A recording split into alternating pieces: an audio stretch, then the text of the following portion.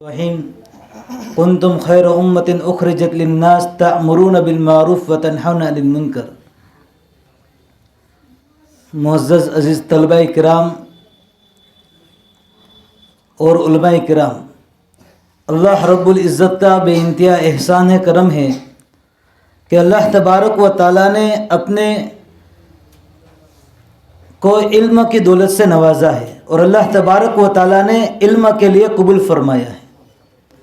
اللہ کے نبی کریم صلی اللہ علیہ وسلم نے فرمایا کہ جو ہے میں اس دنیا کے اندر معلم بنا کر بھیجا گیا ہوں، کہ علم یہ بہت بڑی نعمت ہے کہ بغیر علم کے ایک چھوٹا سا عمل بھی جو ہے قبول صحیح نہیں ہوگا۔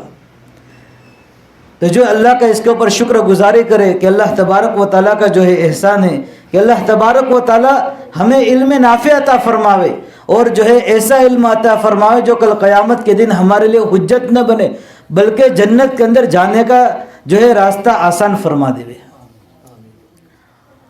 آج کے اس دور کے اندر کہ اللہ تبارک و تعالیٰ کا احسان ہے، اللہ کا شکر ہے کہ جو الحمدللہ مدارس بڑھ رہے ہیں، کہ آج سے تقریباً 100 سال پیچھے چلے جائے ہمارے انڈیا کا یہ حال تھا کہ جو کوئی لوگ نماز پڑھنے کے لیے مسجدیں نہیں تھی اور مدارس بھی نہیں تھے، لوگ دل سے جو ہے بالکل بے آشنا ہو گئے تھے۔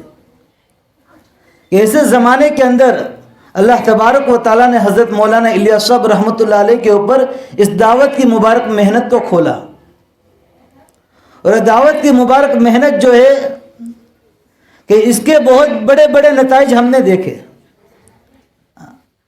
کہ جو بہت ساری جگہوں پر کہ وہاں پر مسلمانوں کا ان لباسوں کے اندر جانا مشکل تھا۔ ہمارا ادھر جو ابھی بھی ایسے بعض علاقے ہیں کہ جہاں شریعت کی حالت کے اندر وہاں نہیں جا سکتے، لیکن اللہ تبارک و تعالیٰ نے جو ہے جب آدمی اللہ کے راستے کے اندر چلتا ہے تو حکمتوں سے اللہ نوازتے ہیں۔ تو پھر ساتھی کیا کرتے ہیں کہ کاروبار کی نیت سے جاتے ہیں، کپڑے چینج کر کے جاتے ہیں، انگلش دا والے کپڑے پہن کے پینٹ اور شرٹ پہن کے جاتے کاروبار کی نیت سے۔ اب وہاں جہاں پر جاتے اس کو آہستہ آہستہ دن کی دعوت دے رہے ہیں، 2 4 سال 5 سال 6 سال آہستہ آہستہ مانوس کرتے ہیں۔ جب بستی مانوس ہو جاتی ہے تو پھر ان کو نماز کی ترغیب دیتے ہیں، کہ جو اللہ تبارک و تعالیٰ نے اس جو ذمہ داری دی ہے کہ جو ہے بہت اونچا کام ہے۔ بہت سارے مرتبہ یہ آدمی کو گمان کے اندر آتا ہے کہ بھئی اللہ تبارک و تعالیٰ نے ہمیں تو علم عطا فرمایا ہے، اور علم اللہ کے نبی کریم صلی اللہ علیہ وسلم نے فرمایا العلماء ورثۃ الانبیاء، کہ علماء نبیوں کے وارث ہیں۔ ہم جو ہے ان جاہلوں کے پاس جائیں گے کہ ہمارا علم جو ہے العیاذ باللہ شیطان کہتا ہے کہ ہمارا علم گھٹ جائے گا اس سے۔ ذرا 1400 سال پہلے پیچھے جا کر دیکھیں، اس زمانے کے اندر جس وقت اللہ کے نبی کریم صلی اللہ علیہ وسلم مکہ اور مدینے کے اندر تھے، لوگ مسلمان نہیں تھے، کہ اللہ کے نبی کریم صلی اللہ علیہ وسلم بار بار کافروں کے پاس گئے ہیں اور ان کو جا کر اللہ کی وحدانیت کو بتایا ہے، اور جو ہے نبی کریم صلی اللہ علیہ وسلم کی رسالت کو بتلایا ہے اور آخرت کو بتلایا ہے۔ ذرا سوچے کہ وہ نبی کہ جو بار بار کافروں کے پاس، کبھی ابو جہل کے پاس، کبھی ابو طالب کے پاس، کبھی جو ہے منافقوں کے پاس، کہ بار بار گئے، ان کو اچھی باتوں کی حکم دی، ان کو توحید کھول کر بتا دی، کہ اس زمانے کے اندر بھی اللہ تبارک و تعالیٰ نے اللہ کے نبی کو جو ہے کبھی ذلیل نہیں کیا، تو کیا ہم ہمارے جو ہے مسلمان بھائی کے پاس جائیں گے تو اللہ ہمیں کیسے ذلیل کر سکتا ہے؟ یہ تو ایک شیطان کا دھوکہ ہے، ہاں، بلکہ اللہ تبارک و تعالیٰ کے عزتوں سے نوازیں گے۔ پھر بس اوقات جو ہے یہ بھی ہوتا ہے کہ بھئی کہتے تبلیغی جماعت کے اندر جو ہے بہت سارے لوگ کہ کوئی اجتماع ہوتا ہے یا کوئی دوسری چیز ہوتی ہے تو عام طور پر دوسرے بڑے بڑے علماء کرام بھی ہوتے ہیں، لیکن جو ہے ان کو بیان کا موقع نہیں دیا جاتا، بلکہ جس کا تبلیغ کے اندر جو ساتھی لگائے ہوئے اسی کو کہا جاتا ہے۔ حضرت مفتی محمود صاحب رحمۃ اللہ علیہ گنگوہی، تو انہی سے ایک ساتھی نے سوال کیا جب دیوبند کے اندر تھے، اور اس موقع کے اوپر ایک جلسہ تھا، وہ جلسے کے اندر جو سالانہ غلہ جمع کیا جاتا تھا، کھلانے کے لیے بچوں کے غلہ جمع کیا جاتا تھا، تو اس وقت جو ہے ایسے موقع کے اوپر آدمی ایسے مقرر کو پسند کرتا ہے کہ جس سے غلہ زیادہ آمدنی ہوئے، تو اس وقت حضرت مفتی صاحب کے پاس سے بات رکھی گئی. تو حضرت مفتی صاحب رحمۃ اللہ علیہ نے جواب دیا کہ بھئی آپ نے ابھی جس مقرر کو طے کیا ہے کیا مقرر سب سے زیادہ علم والا ہے؟ کہا کہ نہیں. کہا آپ نے اس کو کیوں طے کیا؟ کہا کہ جو ہے لوگوں کو جو ہے خرچ کرنے کے اوپر زیادہ ابھارتا ہے, اس کی باتوں کو لوگ سن کر زیادہ دیتے ہیں. کہا کہ بس یہی کام ہے کہ جس طریقے سے جس کا وقت تبلیغ میں لگتا ہے تو اس کو صحیح پتہ ہے کہ اللہ کے راستے میں نکلنے کے بعد کہ کیسے کیسے لوگوں سے جو ہے ملتے ہیں. بسا اوقات ایسا ہوتا ہے, ہم بھی جو ایک مرتبہ جماعت کے اندر گئے تھے تو وہاں پر جو ہے 20-25 10 12 15 20 سال کے عمر کے لڑکے, ہم نے ان کو کہا کہ ہمارے نبی کا نام کیا ہے؟ تو کہا کہ ہمیں پتہ نہیں ہے. ہم نے کہا کلمہ کیا ہے؟ مسلمان کی بستی کی بات ہو رہی ہے. ہم نے کہا کلمہ کیا ہے؟ کہا کہ پتہ نہیں ہے. اب جب اللہ کے راستے میں لوگ نکلتے ہیں اور ایسے جگہوں کے اوپر سابقہ پڑھتے ہیں تب پتہ چلتا ہے کہ امت جو ہے کلمے سے بھی دور ہو چکی ہے. ہم نے ان کو کلمہ یاد کرایا, لا الہ الا اللہ محمد رسول اللہ صلی اللہ علیہ وسلم. پھر ہم نے پوچھا ہمارے نبی کا کیا نام ہے؟ اب کلمہ آ گیا لیکن کہتے ہمارا نبی کا نام پتہ نہیں ہے. تو یہ کب پتہ ہوگا؟ جب آدمی ایسی چیزوں سے نکل کر ایسے بنجر علاقوں کے اندر جائے گا تب پتہ چلے گا کہ جو ہے دین کے سے جو ہے لوگ کتنے دور ہیں. جو لوگ دین سے دور ہے کہ ابھی بھی ہمارے علاقوں کے اندر ایسے علاقے ہیں کہ گھر کے اندر مورتیاں رکھی ہوئی ہے. جب ہم رمضان کے اندر تراویح پڑھانے کے لیے جاتے تو اوپر مورتی ہوتے اور نیچے ہم نماز پڑھاتے. ابھی ہم سیدھا ان کو نہیں کہہ سکتے. اگر ہم سیدھا کہیں گے کہ بھئی اس کو ہٹا دو تو وہ کہیں گے کل سے مت آنا. آپ پہلے اس کو ہموار کرنا پڑے گا, اس کو سمجھانا پڑے گا, پھر آہستہ آہستہ اس کو جو ہے کلمہ سکھائیں گے, اللہ کے نبی کی سیرت سکھائیں گے اور جو ہے فضائل بیان کریں گے, نماز کے ہے, روزے کے, حج کے. آہستہ آہستہ وہ بات سمجھے گا. جب اس کے سامنے کلمہ کھل کر آئے گا کلمہ سے کیا چاہا جاتا ہے تو آدمی خود بخود نکالنے والا بنے گا. اس لیے حضرت مولانا الیاس صاحب رحمۃ اللہ علیہ فرمایا کرتے تھے کہ جو ہے کوئی ساتھی نیا ہو تو فوراً اس کو کسی چیز کا حکم مت کرو.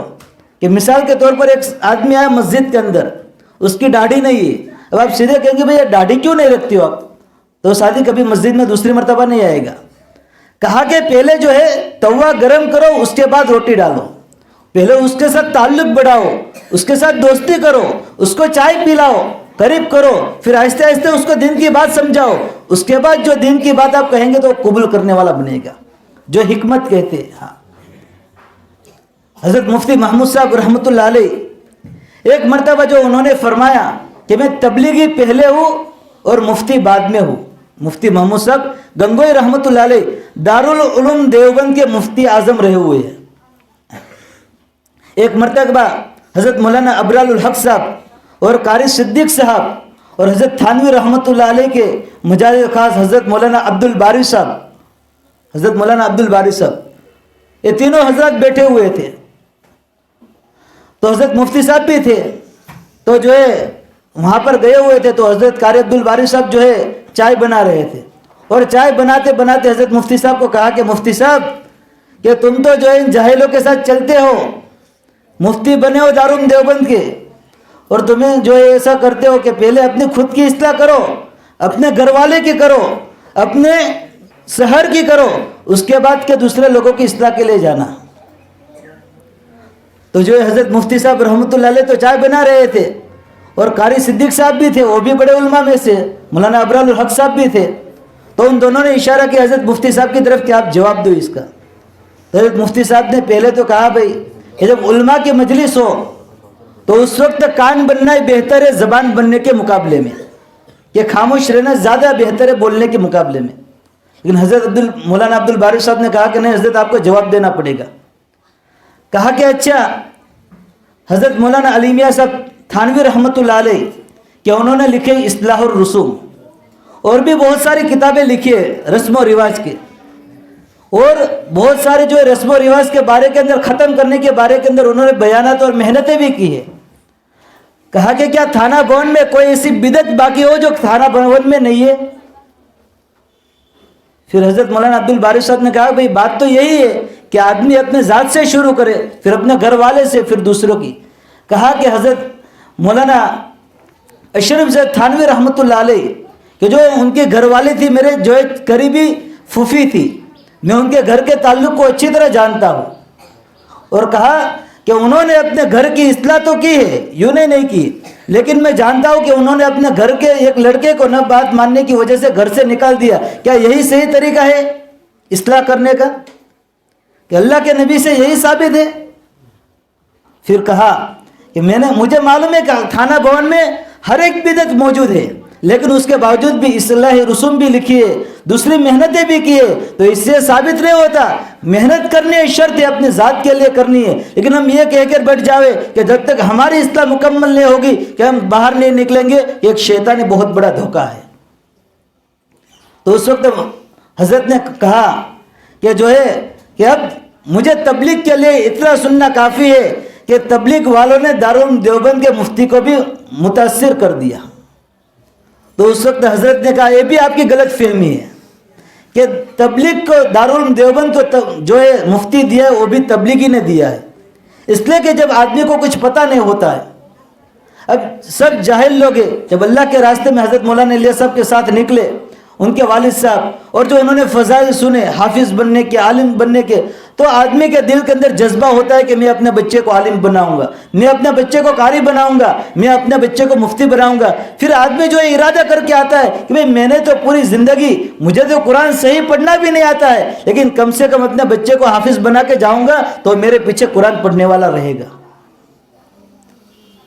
بہت ساری مرتبہ ایسا بھی ہوا ہے جب اللہ کے راستے کے اندر نکلتے ہیں تو وہاں پر زکوٰۃ کی فضیلت اور زکوٰۃ نہ دینے کے عذابات سنتے ہیں. تو ایسے بھی واقعات ہیں کہ جب اللہ کے راستے میں آنے کے بعد ایک ساتھ 18 سال کی زکوٰۃیں نکالی. ایک ساتھ میں آدمی کو ایک سال کی نکالنا مشکل ہوتی ہے, لیکن جب پتہ نہیں تھا, اب اللہ کے راستے میں گئے, فضیلت سامنے آئی, تو ایک ساتھ 18 سال کی زکوٰۃیں نکالنے والے بھی ہوئے. بہت ساری جگہوں پر ایسا بھی ہوا ہے. حضرت مولانا احمد لاڈ صاحب جو اپنے الحمدللہ اجتماع میں بھی آئے تھے, انہوں نے کہا میں ایک مرتبہ امریکہ کے اندر گیا, وہاں پر میں نے ایک مسجد کے پیچھے نماز پڑھی, امام صاحب کے پیچھے انہوں نے نماز پڑھائی قاری صاحب نے, تو مجھے ایسا لگا کہ ماشاءاللہ انہوں نے جو قرآن پڑھا کہ بہت اچھا قرآن شریف پڑھا ہے, کہ مجھے ان کی ملاقات کرنی ہے. تو جو ساتھی تھے تو مولانا نے کہا کہ بھئی یہ قاری صاحب کی مجھے ملاقات کرنی ہے. تو جو وہاں مسجد ان کے ساتھی تھے انہوں نے کہا بھئی تو ہمارے دکان پر کام کرنے والے کوئی نہیں. کہا کہ کام کرنے والا اور نوکر ہو, مجھے اس سے کوئی مطلب نہیں, اس نے قرآن اچھا پڑھا ہے, مجھے اس کی ملاقات کرنے میں یوں کہہ رہا ہوں. تو اس کو بلایا, پھر پوچھا کہ آپ نے قرآن شریف کہاں سیکھا ہے؟ کہا کہ میں نے کوئی مدرسے میں قرآن شریف نہیں سیکھا. تو مولانا نے کہا کہ آپ کیا مادرزاد قرآن شریف پڑھ کے آئے؟ سبحان اللہ. کہا کہ نہیں, میں مادرزاد بھی قرآن شریف نہیں پڑھا ہوا. تو کیا بات ہوئی؟ تو کہا کہ یہ جو آپ کے ساتھی ہے آپ کے ساتھ, کہ ان کی دکان کے اوپر میں کام کرنے والا نوکر تھا اور مسلمان نہیں تھا, لیکن میں نے ان کے اخلاق کو دیکھا کہ جو کھانے کے اندر بھی مجھے شریک کرتے ہیں, مجھے کبھی برا بھلا نہیں کہتے ہیں, اور مجھے جو ڈانٹ ڈپٹ بھی غلط نہیں کرتے, کہ ہر اعتبار سے مجھے ساتھ میں رکھتے ہیں. ورنہ اکثر جگہ پر میں نے دیکھا کہ سیٹھ کا ایک مقام الگ ہوتا ہے اور کاریگر کو جو ہٹیا اور ذلیل سمجھا جاتا ہے. کہا کہ جب میں سنتا رہا دیکھتا رہا تو میں نے ان کو ایک دن کہا کہ مجھے بھی آپ جیسا بننا ہے, کیا میں آپ جیسا بن سکتا ہوں؟ تو اس نے کہا کہ کیوں نہیں بن سکتا, آپ بن سکتے ہیں. تو کہا اس کے لیے مجھے کیا کرنا پڑے گا؟ کہا کہ آپ کو کلمہ پڑھنا پڑے گا. تو اس نے کلمہ پڑھا. اب کلمہ پڑھنے کے بعد اتفاقاً ایسا ہوا کہ 3 دن کی جماعت, اور جو ساتھی جو سیٹ ان کی جا رہی تھی تو ان کو بھی ساتھ میں لے لیا. اب جماعت کے اندر گئے, اب جو صبح کی تعلیم میں قرآن کے حلقے لگتے ہیں, اب سب نے سورہ فاتحہ پڑھی. اب اس کی بھی باری آئی. جب باری آئی تو مجھے تو قرآن آتا نہیں ہے. کہا کہ جب قرآن نہیں پڑھ سکوں گا تو میری نماز صحیح نہیں ہوگی, اور جب نماز صحیح نہیں ہوگی تو میں مسلمان کیسا مسلمان, کہ میں تو صرف نام کا مسلمان ہوں. کہا کہ اس کو چوٹ لگی کہ مجھے قرآن شریف کو صحیح کرنا ہے.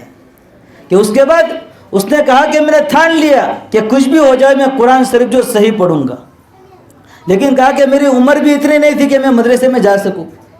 کہا کہ میں نے اس وقت جا کر 3 دن کے اندر عزم کیا.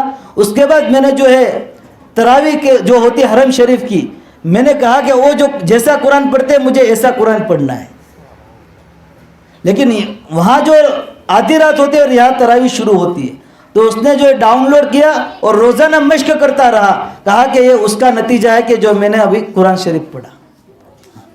اور بہت ساری مرتبہ ایسا بھی ہوتا ہے کہ آدمی اللہ کے راستے کے اندر نکلتا ہے کہ کسی کو ایک بات بتا دی، اب جو سالوں کے بعد ملاقات کرتے تو آدمی سامنے سے کہتا ہے کہ بھئی میں وہی ہوں کہ جو آپ نے مجھے صحیح بات بتلائی تھی. تو کہنے کا مقصد کہ جو ہے بہت اونچی ذمہ داری ہے، اللہ تبارک و تعالی ہم تمام کو صحیح طریقے سے سمجھ کر کرنے کی توفیق عطا فرمائے. جو ہے ایک بڑی ذمہ داری ہے کہ ایک بات صحیح ہے کہ اس کے اندر بھی بات غلطیاں ہوگی، بات غلط چیز ہوگی، لیکن اس کو درست کرنے کے لیے کہ اس کے لیے پہلے ہمیں اس کے اندر گھسنا پڑے گا. جب ان کے ساتھ وقت لگائیں گے، ان کے ساتھ رہیں گے، پھر ان کی جو ہے غلطیوں کی اصلاح کریں گے تو بات مان لیں گے.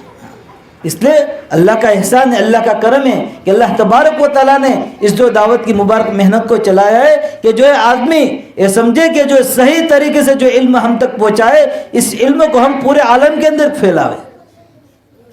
کہ صحابہ کرام کو یہی ذمہ داری نے اپنے مقام کے اوپر نہیں رہنے دیا، ورنہ جس وقت اللہ کے نبی کریم صلی اللہ علیہ وسلم کی وفات ہوئی کہ تقریباً 1.25 لاکھ سے بھی زیادہ صحابہ کرام تھے، لیکن ابھی جو ہے مشکل سے 10 سے 15 ہزار قبریں مکہ اور مدینہ کے اندر ہے. دوسرے سب صحابی کہاں چلے گئے اور کیوں گئے تھے؟ کہ مال کے لیے گئے تھے کہ کیا دوسرے کوئی چیز کے لیے گئے تھے؟ کہ انہوں نے جو ہے کہ وہ تو ایسے تھے کہ اگر باغ کا جو ہے نماز کے اندر یاد آ گیا تو باغ کو جو ہے اللہ کے راستے کے اندر وقف کر دیا. جو ہے بیوی کا تذکرہ ہے تو بیوی کو طلاق دے دی کہ انہوں نے سارا جان مال وقت سب کچھ لگا دیا تھا، اور ہم سے زیادہ عبادت کرنے والے تھے، ہم سے زیادہ علم والے تھے، ہم سے زیادہ جو مجاہدے کرنے والے تھے، لیکن کون سی ایسی چیز تھی کہ جن کو جو ہے مکہ اور مدینہ کو چھوڑ کر کہ پورے عالم کے اندر جانے کے لیے مجبور کیا؟ کہ ذمہ داری، انہوں نے ذمہ داری سمجھی تھی کہ میری ذمہ داری ہے. اس لیے اللہ کا احسان ہے، اللہ تبارک و تعالیٰ نے ہمیں جس علم سے نوازا ہے اس علم کو ہم دوسروں تک پہنچاوے. حضرت مولانا عمر صاحب رحمۃ اللہ علیہ پالن پوری، ان سے ایک مرتبہ کسی نے پوچھا کہ حضرت بہت ساری مرتبہ ایسا ہوتا ہے کہ علماء کرام جو ہے اس دعوت کی مبارک محنت کے اندر جھوٹتے نہیں ہیں، اس کی کیا وجہ ہے؟ تو حضرت نے فرمایا دیکھیں بات اصل ہے، علم جو ہے علم ایک نور ہے، علم ایک نور ہے، اور کہا کہ دعوت جو ہے یہ بھی ایک نور ہے.